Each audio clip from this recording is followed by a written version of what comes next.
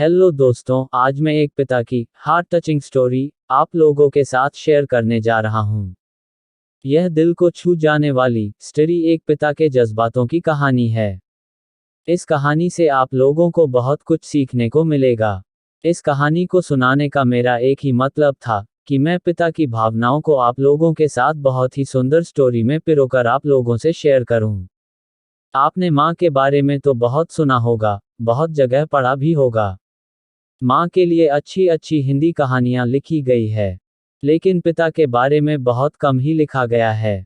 तो दोस्तों, यह हार्ट टचिंग स्टोरी उन सभी फादर्स को समर्पित है जो अपने परिवार के लिए जी जान से काम करते हैं, खुद की इच्छाओं को मारकर अपने बच्चों के सपनों को पूरा करते हैं।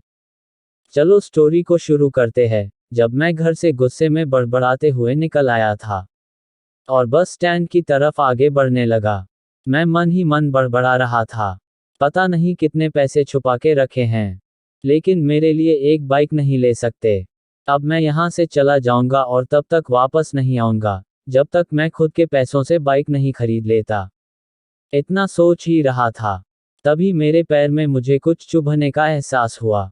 नीचे देखा तो समझ आया कि जल्दबाजी में पापा के जूते पहन आया हूँ। उन जूतों में कील उभरी हुई थी, जो मेरे पैर में बार बार घाव किए जा रही थी। लेकिन उस समय गुस्सा अधिक था, तो मैं बड़बड़ाते हुए आगे बढ़ गया। एकाएक मुझे याद आया कि मैं पापा का पर्स भी साथ ले आया हूँ। मेरे खुराफाती दिमाग में एक ख्याल आया, क्यों ना आज पापा का पर्स चेक किया जाए, जिसे आज तक उन्होंने किसी को हाथ तक नहीं लगाने दिया था। पता नहीं कौन सा खजाना छुपा है इस पर्स में, जो किसी को हाथ नहीं लगाने देते थे। जब मैंने पापा का वह पुराना पर्स खोलकर देखा तो उसमें पैसे तो नहीं मिले, लेकिन पैसों की जगह पर एक डायरी रखी हुई थी।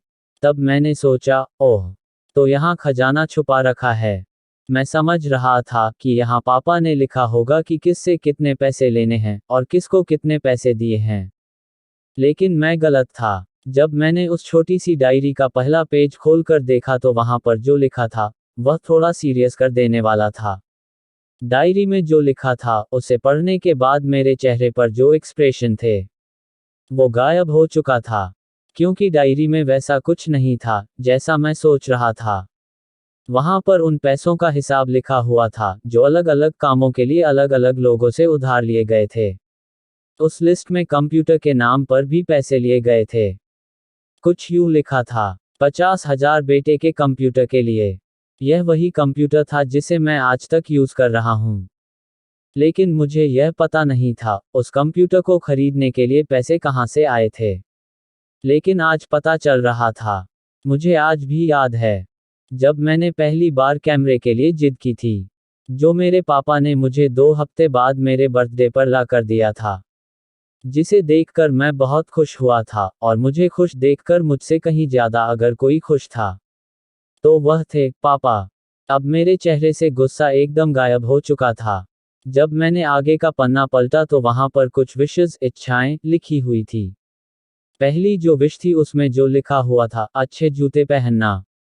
यह बात मेरी कुछ समझ नहीं आई। तभी मेरा पांव अचानक सड़क पर भरे हुए पानी पर जा पड़ा और तभी मेरे पांव में कुछ गीलीपन होने का एहसास हुआ। जब मैंने जूता उतार कर देखा तो उसका तला टूटा हुआ था। यह देखकर मुझे डायरी में लिखी बात याद आ गई। तभी मुझे माँ पापा की कही बातें भी याद आ रही थी, कि कैसे माँ जब कहा करती थी पापा से, अब तो जूते पुराने हो गए, नए ले लीजिए, तो पापा अक्सर यह कहकर टाल दिया करते थे, जूते अभी और चलेंगे, अभी कुछ दिन पहले तो लिए थे। मुझे आज समझ आ रहा था कि कितने दिन और चलेंगे। साथ ही साथ यह भी समझ आ रहा था कि पापा पर्स को क्यों छुपा कर रखते थे। तभी उस डायरी को पढ़ते हुए बस स्टैंड पर पड़ी बेंच पर आकर बैठ गया। अब उस डायरी का आखिरी पन्ना बचा हुआ था। उस पन्ने को जब मैंने पलट कर देखा तो वहां कल की डेट लिखी हुई थी।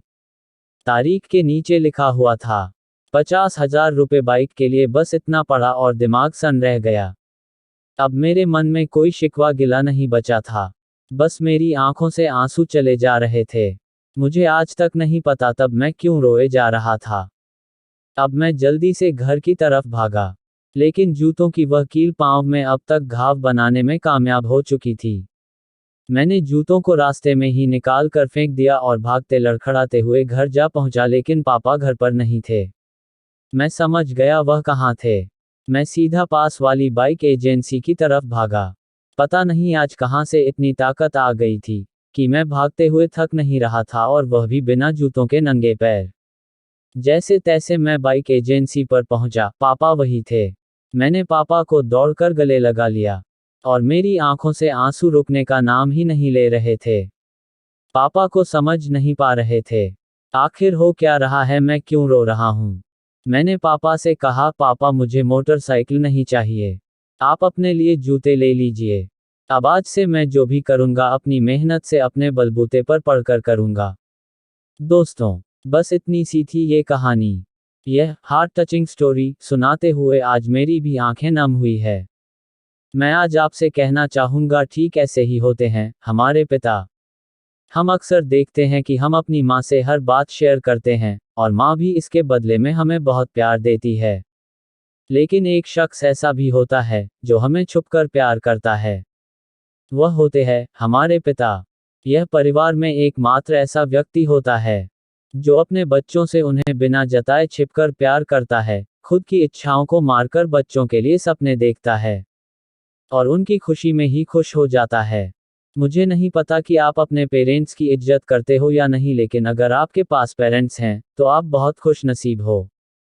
क्योंकि इस दुनिया में बहुत से लोगों को तो पेरेंट्स का प्यार भी नसीब नहीं होता। अंत में मैं यही कहना चाहूंगा कि माँ बाप की भावनाओं का सम्मान करें। मेरा इस पोस्ट को सुनाने का एकमात्र मकसद यही था कि मैं आपको बाप की फीलिंग से रूबरू कराऊं। क्योंकि माँ के बारे में लेखकों ने बहुत कुछ लिखा है, लेकिन बाप के ऊपर कोई नहीं लिखता। इस कहानी को सुनाने के लिए मुझे अच्छी खासी मेहनत करनी पड़ी है। अगर आपको ज़रा भी यह हार्ट टचिंग स्टोरी पसंद आई हो तो नीचे कमेंट करें और अपने दोस्तों के साथ शेयर करना ना भूलें। ऐसी कहानियाँ और सुनने के लिए आप हमारे चैनल को सब्सक्राइब कर सकते हो। धन्यवाद।